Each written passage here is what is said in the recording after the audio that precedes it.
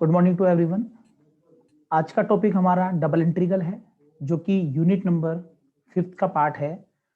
तो आज हमारा यूनिट नंबर 5th स्टार्ट हो रहा है और इसके अंदर वैसे तो ये डबल इंटीग्रल को हम this is the part of multiple integration, यानी कि आप जो इंटीग्रेशन पढ़ेंगे वो दो तरह के इंटीग्रेशन हैं जो आपके सिलेबस के अकॉर्डिंग है। इंटीग्रेशन यहाँ पर आपके दो तरह के इंटीग्रेशन आप यूज करेंगे जिन्हें मल्टीपल इंटीग्रेशन बोलते हैं। फर्स्ट आपका है डबल इंटीग्रल और सेकंड आपका है ट्रिपल इंटीग्रल। ठीक है, फर्स्ट है आपका डबल इंटीग्रल और सेकंड आपका है ट्रिपल इंटीग्रल।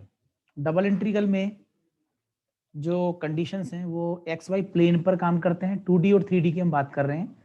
इनिशियल बेस पर अगर हम बात करें तो अगर 12th की हम अगर डिस्कशन करें तो वहां पर आपके एक सिंगल वेरिएबल पे काम होता था, जहां पर आप x इक्वल टू ए से लेकर b पर एक फंक्शन f ऑफ x का इंटीग्रेशन करते थे। ठीक है, और उसकी हेल्प से आप एरिया फाइंड आउट करते थे।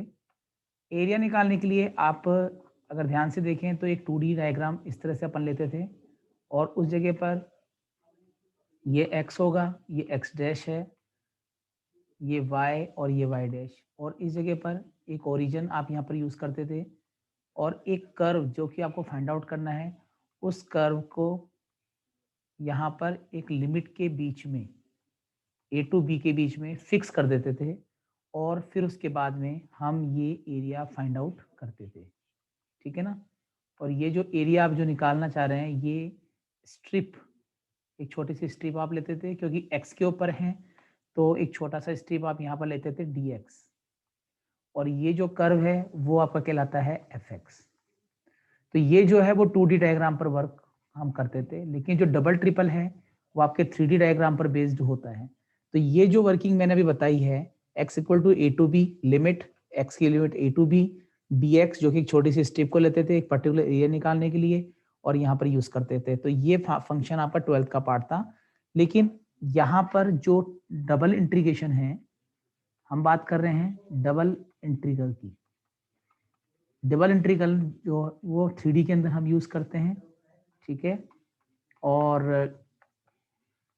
लास्ट क्लास में मैं आपको बता चुका हूँ थोड़ा बहुत। तो डबल इंटीग्रेशन जो है वो 3D के अंदर हम यूज करते हैं और उस जगह पर आप पर्टिकुलर एरिया फाइंड आउट करते हैं। जैसे कि यहाँ पर एक 3D डायग्राम में बना रहा हूँ। इस 3D डायग्राम को देखिए आप ध्यान से। ये x हो जाएगा, ठीक है, ये आपका नीचे वाले को आप x मानिए, इस वाले को आप y मानिए, यहाँ पर z मानिए। ठीक है ना, तो यहाँ पर आपको इस पर्टिकुलर एरिया में, यहाँ पर इस पर्टिकुलर एरिया के अंदर आपको वैल्यू निकालनी है। तो ये कौन सा 2 डायमेंशनल हो गया, 2D हो गया। यहाँ पर आपको एरिया फाइंड आउट करना है। इस 2D वाले पोर्शन को मैं कुछ इस तरह से बनाऊंगा, x और y को हम कुछ इस तरह से लेकर चलेंगे। ठीक है ना, ये 2D जो दिया है यानी z भी इसके अंदर इंक्लूडेड होता है। ठीक है ना, और मुझे क्या करना है, मुझे यहाँ पर इसका एरिया फाइंड आउट करना है। इससे रिलेटेड एक रीजन है, इसको हम रीजन बोलते हैं, एरिया बोलते हैं, जिसके अंदर हमें एरिया फाइंड आउट करना होता है with help of x and y। तो 3D के अंदर इसको रिप्रेजेंट करते हैं, ये कर्व है। जैसे 2D में आपके ये वाला कर्व यूज होता है, जैसे 3D में ये वाला कर्व। लिमिट तो x y की आएगी क्योंकि हम पढ़ रहे हैं डबल इंटीग्रेशन में दो ही वेरिएबल यूज होते हैं, x और y, और इसी में फिर एक ट्रिपल इंटीग्रेशन आएगा जिसमें आपका x भी यूज होगा, y भी यूज होगा और z भी यूज होगा। तो हमें इसका पर्टिकुलर एरिया निकालना है। वो जो एरिया है, तो इतने बड़े पोर्शन के अंदर अगर हम देखें तो कहीं भी कोई भी एरिया अपन इस रीजन में फाइंड आउट कर सकते हैं। सपोज करते हैं कि यहाँ पर एक रीजन अपन लेते हैं, एक ले लिया dx, एक ले लिया आपका dy। ठीक है ना, क्योंकि यहाँ से अगर अपन लिमिट देखते हैं तो यहाँ देखिए आप, ये देखिए, यानी कि x इक्वल टू, यहाँ पर आप जो भी रिजल्ट लिमिट निकालते हैं तो x की लिमिट तो आप यहाँ से निकाल लेंगे और y की लिमिट यहाँ से निकाल लेंगे। तो ये x का पार्ट है, ये y का पार्ट है, इसलिए यहाँ पर आप इसको लिख सकते हैं। ये जो पार्ट है इसको हम x लिख सकते हैं और इसको अपन यहाँ पर y लिख सकते हैं। ठीक है ना, तो हमें क्या करना है, हमें इसका एरिया फाइंड आउट करना पड़ता है। और जिसे एक नाम दिया गया है डी ए यानी d x into d y. ठीक है, अब इसको समझने के लिए हम यहाँ पर बेसिक समझते हैं। यहाँ पर 3D के अंदर जो एक्स वाई जो वेरिएबल जस्ट अभी मैंने जो बनाया था, अभी जो मैंने ये वाला पोर्शन बनाया था, इस पोर्शन को हम यूज कैसे करते हैं।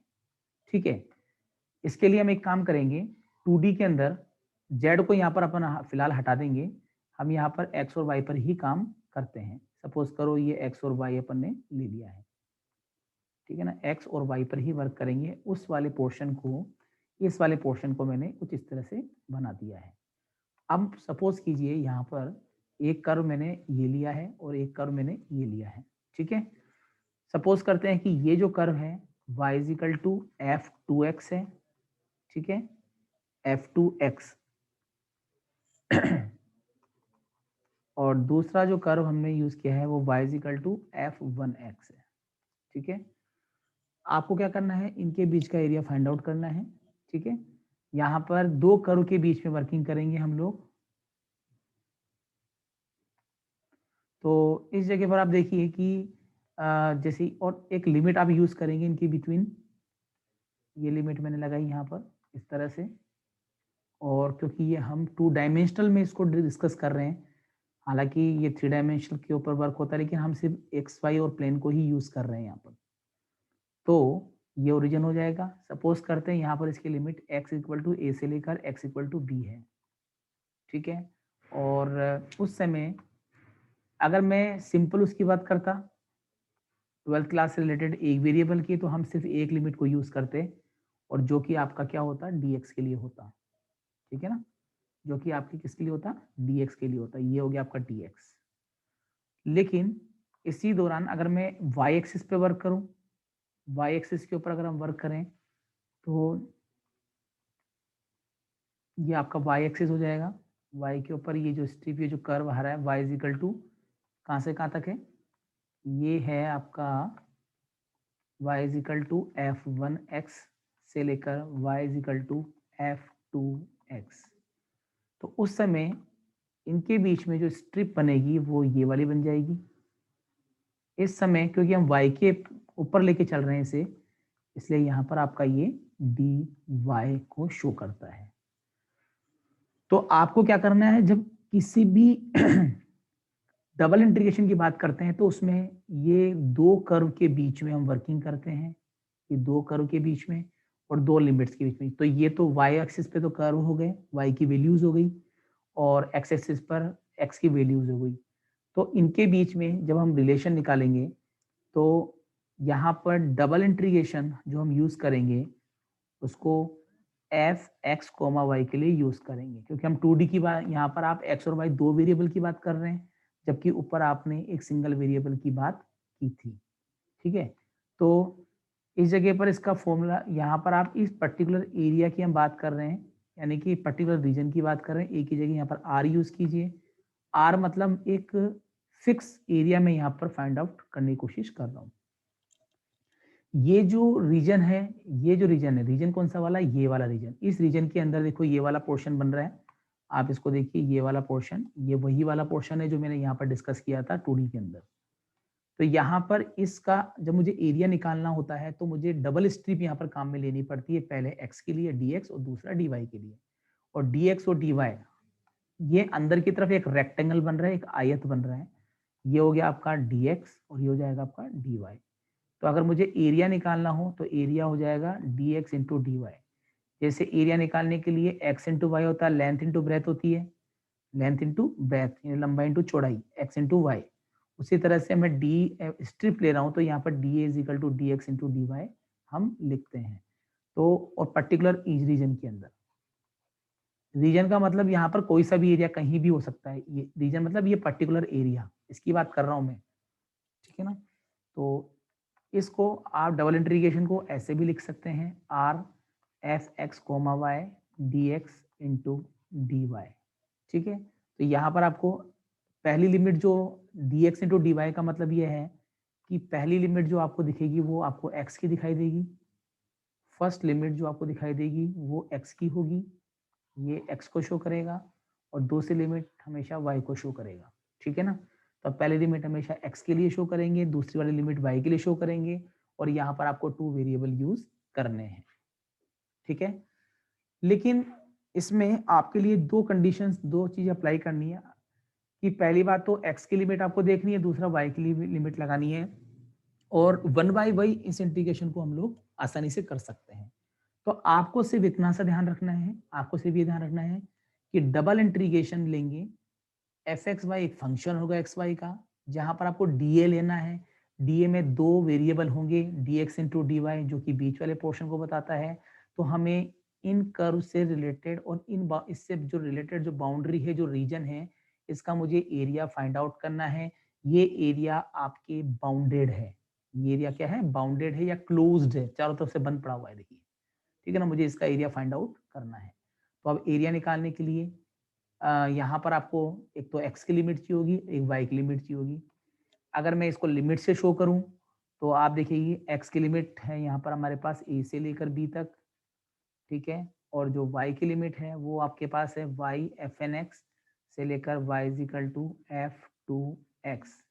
इन लिमिट्स को कैसे निकालते हैं ये तो जब हम क्वेश्चंस करेंगे तब आपको समझ में आएगा, लेकिन यहाँ पर इसको जो प्रेजेंट करने का तरीका वो यही है कि आप इसको इस तरह से लिख सकते हैं, ठीक है। अब इस चीज को समझने के लिए आपको एग्जांपल लेना पड़ेगा, क्योंकि सिर्फ इस तरह समझने से ही क्वेश्चन आपका सोल्व नहीं होता है, ठीक है। हम यहाँ पर एक छोटा सा क्वेश्चन लेते हैं जिससे कि आपको ये चीज बिल्कुल क्लियर हो पाएगी। तो आई एम टेकिंग क्वेश्चन 1, ठीक है। क्वेश्चन नंबर 1, बहुत ध्यान से आराम से चलेंगे, कहीं जल्दी नहीं है। क्वेश्चन नंबर 1 देखिए, इवेल्युएट, फाइंड आउट करना है अपन को, वैल्यू निकालनी है 0 to 1, 0 to x square e raised to power y by x dx into dy। Double integration आपको दिखाई दे रहा है यहाँ पर dx है, यहाँ पर dy है। तो सबसे पहले आप x की लिमिट को देखेंगे, पहली वाली लिमिट x की होगी और दूसरी लिमिट आपकी y की होगी। क्योंकि यहाँ पर x पहले से ही प्रेजेंट है, x पहले से ही प्रेजेंट है, तो ऑब्वियसली ये y की लिमिट होगी। यहाँ पर dx दिया हुआ है तो ऑब्वियसली ये x की लिमिट है, यहाँ dy दिया हुआ है तो ये y की लिमिट है, ठीक है। क्वेश्चंस करना डफ नहीं है, सिर्फ आपको इसका प्रोसीजर देखना है, मेथड देखना है, तो कैसे इसका इवेल्युएशन करते हैं वो हमें यहाँ पर डिस्कस करना है। तो क्वेश्चन देखिए, सॉल्यूशन देखिए इसका कैसे करते हैं। सबसे पहले जो भी इंटीग्रेशन आपको निकालना है उसको आप i मान लीजिए, x इक्वल टू 0 से लेकर 1, फिर y की value 0 to x square e raise to power y by x dx into dy। Main important है कि how to find integration, integration निकालना कैसा है वो इंपॉर्टेंट है, ठीक है ना। तो इसमें सबसे पहले आपको करना क्या है, करना ये है कि जो सेकंड नंबर का जो पोर्शन दिख रहा है आपको, ये वाला, इसे कहते हैं इनर इंटीग्रल, ये आउटर इंटीग्रल है। तो इनर इंटीग्रल जो भी होगा पहले हम उसको सोल्व करेंगे, हम लिमिट को इंटरचेंज नहीं कर सकते हैं, चेंज करने पर बहुत बदलाव आ जाएगा। उसके लिए भी एक टॉपिक है चेंज ऑफ ऑर्डर, वो हम बाद में करेंगे, क्यों यूज करते हैं, क्या कारण है, वो हम सब डिस्कस बाद में करते रहेंगे। फिलहाल यहाँ पर इस क्वेश्चन को कैसे किया जाए वो हमारे लिए पहले इंपॉर्टेंट है। तो सबसे पहले आप क्या करोगे, जो सेकंड नंबर की लिमिट है 0 to 1, इसको आप रखें। फर्स्ट सेकंड नंबर लिमिट है y की लिमिट है, इसका मतलब y की टर्म्स चाहिए हमें। तो y में इसमें x और y मिक्स है, इसलिए हमें e की पावर y अपॉन x को लेके चलना पड़ेगा और जो dy है उसको लेंगे, बाकी सबको बाहर कर देंगे।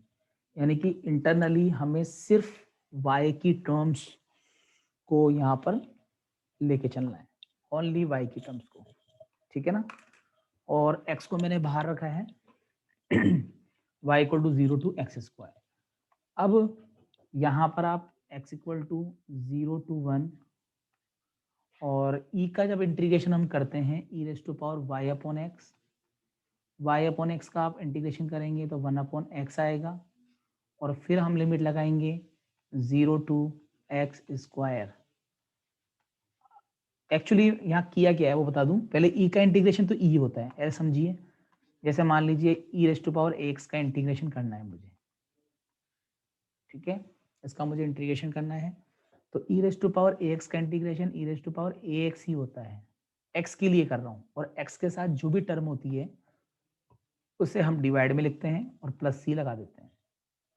यहाँ पर भी ऐसा ही है, हम y के लिए कर रहे हैं, जब y के लिए करेंगे तो e raise to power y upon x है, ई का तो ई रहेगा और y के साथ 1 अपॉन एक्स आ रहा है, कांस्टेंट जिसे हम बोलते हैं, क्योंकि हम y के लिए कर रहे हैं तो x तो कांस्टेंट हो गया, तो 1 अपॉन एक्स को भी डिवाइड में लिखेंगे, जैसे a को नीचे लिखा है वैसे y के साथ है 1 अपॉन एक्स, क्योंकि y अपॉन एक्स है ये, उसको हम नीचे यहाँ पर लिख देंगे, ठीक है। तो यहाँ पर आप पहले इसका इंटीग्रेशन सिंपल वे में करें और फिर y का 1 अपॉन एक्स लिखेंगे।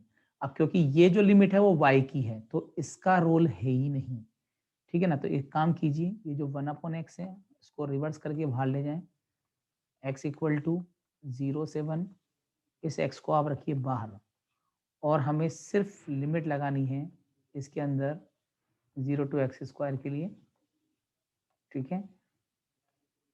ये देखिए y की जगह पुट करना है अपन को, तो x इक्वल टू 0 टू 1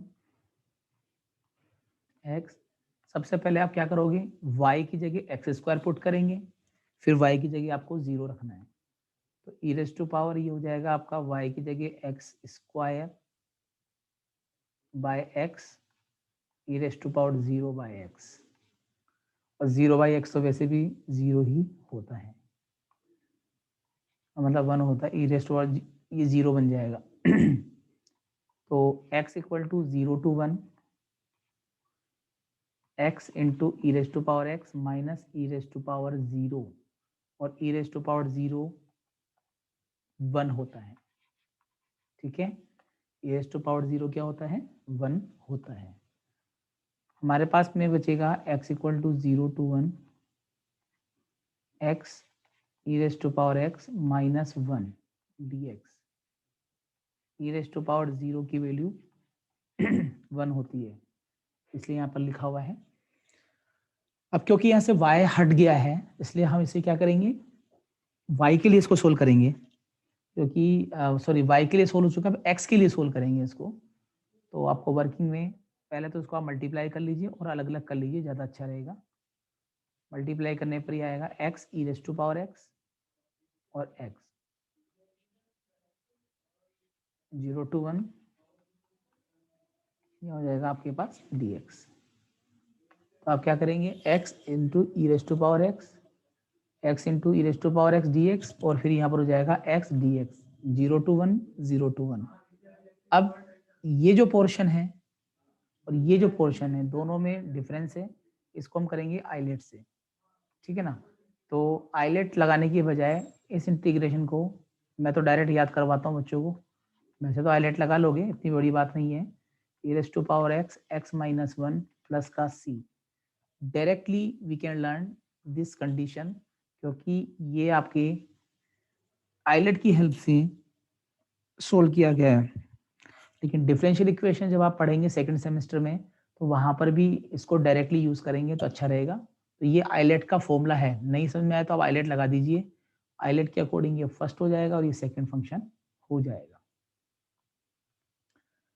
तो इसका इंटीग्रेशन हो गया e raise to power x x minus 1, और आपको लिमिट लगानी है 0 से लेकर 1 तक। इसी तरह से x का हो जाएगा, यहाँ पर पावर 1 है तो एक्स स्क्वायर बाई 2 हो जाएगा, x इक्वल टू 0 टू 1 यहाँ पर आपको यूज करना है, ठीक है। अब आप जब लिमिट यहाँ पर लगाते हैं यानी कि x की जगह आपको 1 पुट करना है, इसका तो एक्स स्क्वायर बाई 2 होगा, तो आप 1 पहले x की जगह 1 पुट करते हैं तो क्या बनता है 1 1 माइनस 1, पहले आपने लगाई अपर लिमिट, ठीक है, पहले आपने लगाई है अपर लिमिट। अब आप लगाइए लोअर लिमिट, x की जगह 0 पुट करना है, 0 0 माइनस 1, कितना आसान है देखते हैं। पहले यहाँ पर आपने 1 रखा, 1 1 माइनस 1 0, फिर लगाते हैं बीच में माइनस, फिर लगाते हैं अपर लिमिट, ठीक है ना। तो x की जगह आप यहाँ पर 0 लगाएंगे, यहाँ लगाएंगे 0 माइनस 1, 1/2 को बाहर निकालने के बाद में x की जगह पहले तो आप 1 रखेंगे, यानी 1 का स्क्वायर, आफ्टर दैट 0 का स्क्वायर, ठीक है ना।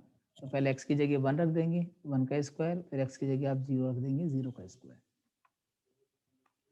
तो आप देखेंगे ये तो 0 हो गया, ये हो जाएगा 1 माइनस 1 माइनस 1/2 इंटू 1, ये तो 0 हो गया, 1 माइनस 1 0 होता है, ये 0 माइनस 1 -1 होता है, e⁻0 1 होता है, ठीक है।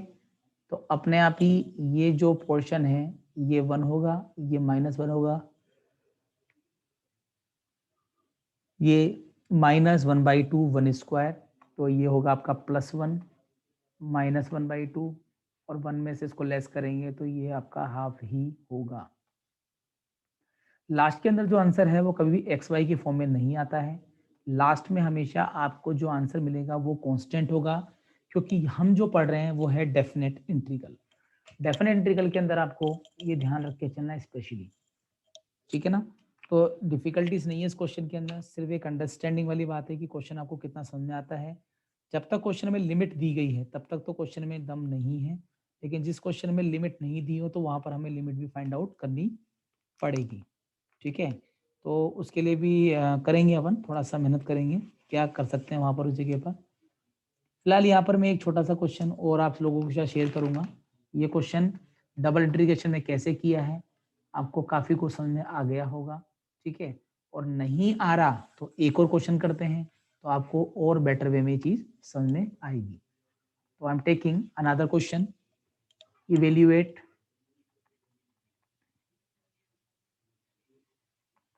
Evaluate 0 to 1 x2 under root x square y square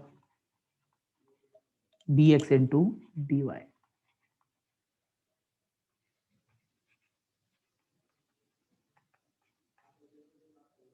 ध्यान से देखिए, बहुत आसान क्वेश्चन है। तो सबसे पहले इसको आप इंटीग्रेट आई मान लेंगे, पहली लिमिट x की है, साफ दिखाई दे रहा है, दूसरी लिमिट y की है, क्योंकि अगर आप देखें तो सेकंड में x पहले से ही अवेलेबल है। जब x पहले से अवेलेबल है तो ये x की लिमिट तो हो नहीं सकती, ये y, क्योंकि अगर यहाँ y अवेलेबल होता तो x इक्वल टू होता, और x है तो y इक्वल टू है, x square plus y square dx into dy। सबसे पहले जो अंदर वाली लिमिट है मैं बात कर रहा हूँ इस लिमिट की, y, पहले हम इसे y के लिए सोल्व करेंगे।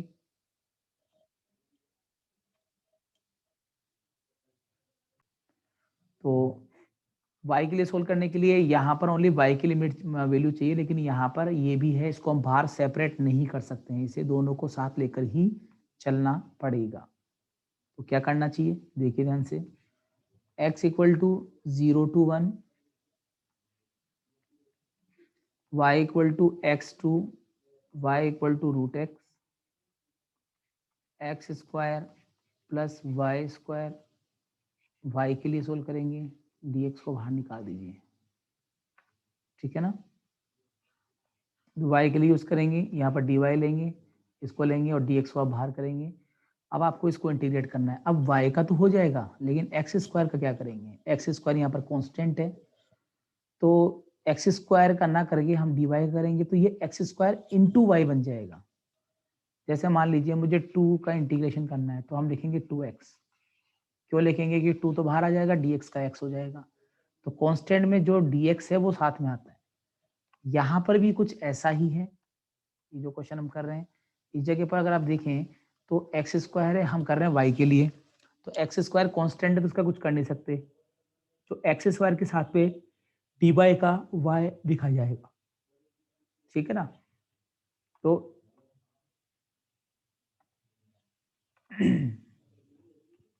Integration x equal to 0 to 1,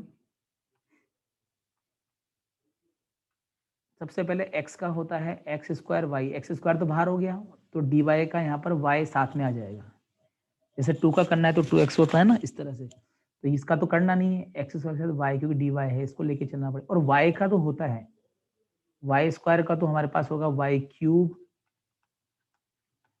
3, limit लगेगी y is equal to x2, y is equal to root x, और बाहर हो गया आपका dx। आपको y की जगह इस लिमिट को यूज करना है। x इक्वल टू 0 to 1, सबसे पहले आपको y की जगह अपर लिमिट लगानी है, x square root x plus root x power cube by 3, ये तो है आपकी upper limit, minus lower limit में एक्स स्क्वायर, वाई की जगह एक्स रखना है, वाई की जगह आपको एक्स रखना है, और ये हो गया आपका dx। मतलब पूरे क्वेश्चन के अंदर आपने जहां पर y था वहां पर रूट एक्स रखा है, और जहां पर आपका x y मतलब पहले तो रूट एक्स को रखा दोनों तरफ, फिर माइनस लगा के फिर y की जगह x को रिप्लेस किया है। यहाँ तक कहीं प्रॉब्लम नहीं होनी चाहिए। 0 to 1, सबसे पहले यहाँ पर एक्स स्क्वायर रूट एक्स का मतलब होता है 1/2, ठीक है, और ये हो जाएगा x टू पावर 3/2, इसको भी आप ऐड कर लीजिए, ये हो जाएगा 2 2 4 5/2, यानी कि 2 और 1/2 को ऐड करते हैं, 2 2 4 5/2, यानी कि दोनों की पावर को आप ऐड कर लीजिए, तो ये हो जाएगा आपका 5/2। इन दोनों को ऐड करेंगे, या इसका मतलब 1/2 होता है, तो 1/2 को जब बाहर लिखेंगे तो 3/2 बनेगा,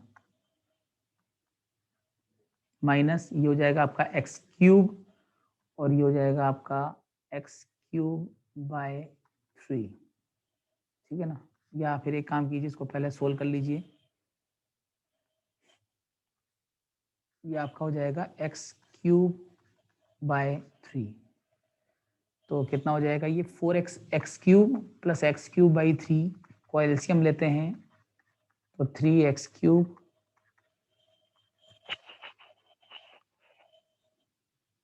तो यहाँ पर आपके 3x क्यूब यानी कि 4x क्यूब बाय 3 हो जाएगा, ठीक है। तो आप इसको डायरेक्टली लिख सकते हैं, ये पूरा सोल्व करने के बाद में हमारे पास बचेगा 4x क्यूब बाय 3, और अब आप आसानी से इसको सोल्व कर सकते हो, इसको भी हटा दीजिए। अब आपको सिंपल इंटीग्रेशन इसका करना है x के लिए, लिमिट आप लगा ही देंगे, कोई दिक्कत नहीं है, x to power 5/2 plus 1, 5/2 plus 1,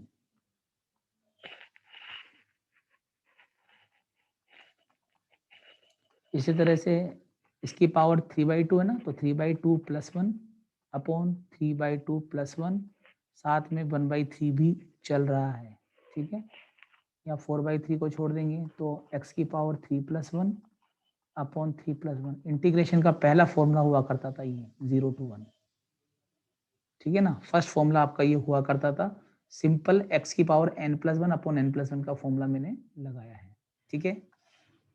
अब ऊपर अगर एलसीएम लेते हैं तो ये 7/2 आता है, नीचे भी 7/2 आएगा, लेकिन इसको रिवर्स करके लिखेंगे तो 2/7 हो जाएगा ये, या लिख लीजिए एक बार 7/2 1/3, ऊपर हो जाएगा आपका 5/2, तो नीचे भी आपका हो जाएगा 5/2, ठीक है।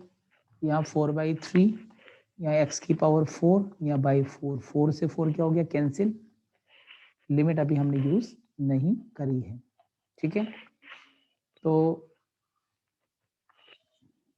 अब इसको ले सकते हैं 2/7, x की पावर 7/2, इसको रिवर्स करेंगे तो ये 15, ऊपर 2 नीचे 15, 2/15, x to power 5/2 minus x 4/3 0 to 1 लिख सकते हैं, ठीक है ना।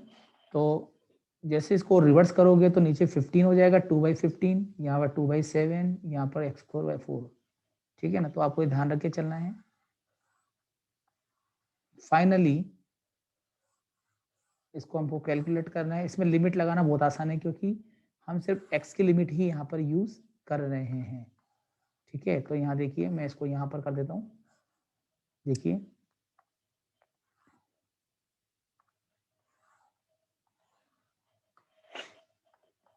ये देखिए x की लिमिट आप जब यहाँ यूज करेंगे, पहले तो 2 नहीं 1 लगेगी, 2 तो है ही नहीं यहाँ पर लिमिट, पहले आप 1 लगाइए, तो 1 ही लगानी है और तो जरूरत ही नहीं है। 1 की पावर 7/2 है प्लस 2/15, 1 टू पावर 5/2 है, यहाँ पर हो जाएगा 1 टू पावर 4/3। ठीक है,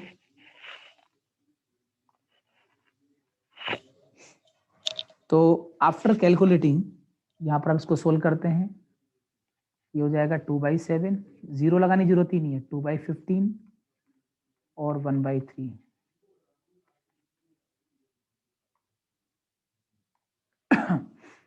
तो यहाँ पर आप देखिए कि इन सबका जो एलसीएम है कितना आएगा। तो नहीं समझ में आता क्योंकि 15 और 3 में 15 तो आ जाता है, लेकिन ये नहीं आता है। तो हम एक काम करते हैं, इसको लिखने का तरीका 7 × 15 ले लेते हैं। 7 अपने आप में अलग है, 15 में 3 भी आता है, ऐसे इन दोनों में बड़ा है वो ले लेंगे। ठीक है, अब मैं इसको सिंपल कर रहा हूँ, 7 से 7 कैंसिल तो 15, 15 2 जा 30।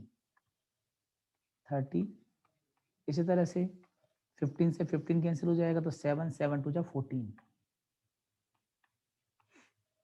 जब इसका डिवाइड करेंगे तो 3 5 जा 15, तो 5 बचेगा, तो 7 5 जा 35, तो ऊपर हो जाएगा आपका 35। अब 30 ये हो जाएगा आपका 44 माइनस 35, क्योंकि जब आप इन दोनों को ऐड करते हैं तो 1 और ये 44 होगा। नीचे 7 × 15 अभी भी चल रहा है, तो यहाँ हो जाएगा 9, ओनली 9। ठीक है, और नीचे हो जाएगा 7 × 15। 3 से हम सोल्व कर सकते हैं, 3 3 जा 9, 3 5 जा 15, तो ऊपर हो जाएगा 3, नीचे हो जाएगा आपका 35। This is your final answer. तो आई होप आपको ये क्वेश्चन समझ में आए होंगे, नहीं आए तो कोई बात नहीं है, नेक्स्ट एक्सरसाइज के अंदर मैं अभी इसके क्वेश्चन और भी करवाऊंगा। अब तक जो 2 क्वेश्चन किए उनमें लिमिट्स गिवन थी, इस बार इनमें लिमिट्स नहीं दी गई है, मतलब नेक्स्ट क्वेश्चन में लिमिट्स नहीं देगा, तो वहां पर अपन इस क्वेश्चन को करेंगे।